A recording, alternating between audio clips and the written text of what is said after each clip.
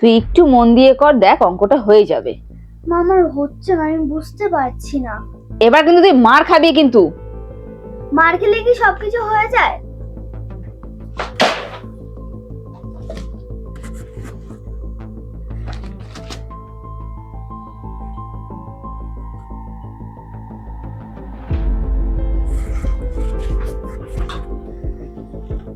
পড়াশোনা করতে ভালো লাগে না?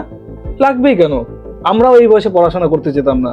আজকে তোকে আমি এই পড়াশোনা নিয়ে একটা গল্প শোনাচ্ছি। আশা করি তোর এই গল্পটা তোর ভবিষ্যতে কাজে লাগবে। ঠিক আছে? এখনই তুই খাতাটাকে ছুঁড়ে ফেলে দিয়েছিলি না? আচ্ছা, এই খাতার থেকে আমি একটা পেজ ছিঁড়ে নিচ্ছি। ছিঁড়ে নিলাম। ঠিক আছে?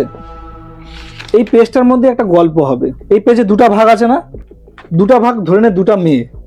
একটা মেয়ে চায় জীবনে পড়াশোনা করে কিছু করে দেখাতে, আর একটা মেয়ে চায় জীবনে পড়াশোনা করব না, আমি বেকার হয়ে থাকবো।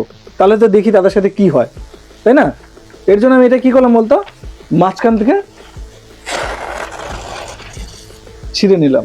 এবার এটাকে আমি 3 ভাগে ভাঁজ করে নিব। দেখ, এটা খোলার পর এটা 3 ভাগে ভাঁজ আসছে।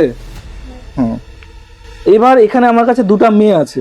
ধর, এটা একটা মেয়ে, এটা একটা মেয়ে। এই মেয়েটা পড়াশোনা করে জীবনে কিছু করতে চায়, আর এই মেয়েটা জীবনে পড়াশোনা করে কিচ্ছু করতে চায় না। দেখি তো এদের দুজনের সাথে কি হয়। এই নে, এই মেয়েটার গল্প দেখি। ধর, এখানে 3টা ভাগে 3টা গল্প আছে। মেয়েটা পড়াশোনা করে কিছু করতে চায়, মেয়েটা চাকরি করতে চায়, আর মেয়েটা জীবনে কিছু করতে চায় না। তাহলে শুরু কর। তুই পড়াশোনা করতে চাস, দাগ দে। বাস, এবারে দাগটাকে মোছার চেষ্টা কর। এটা মুছবে না। মুছবে না? তাহলে ওর পড়াশোনার জীবনটা নষ্ট হয়ে গেল, তাই তো?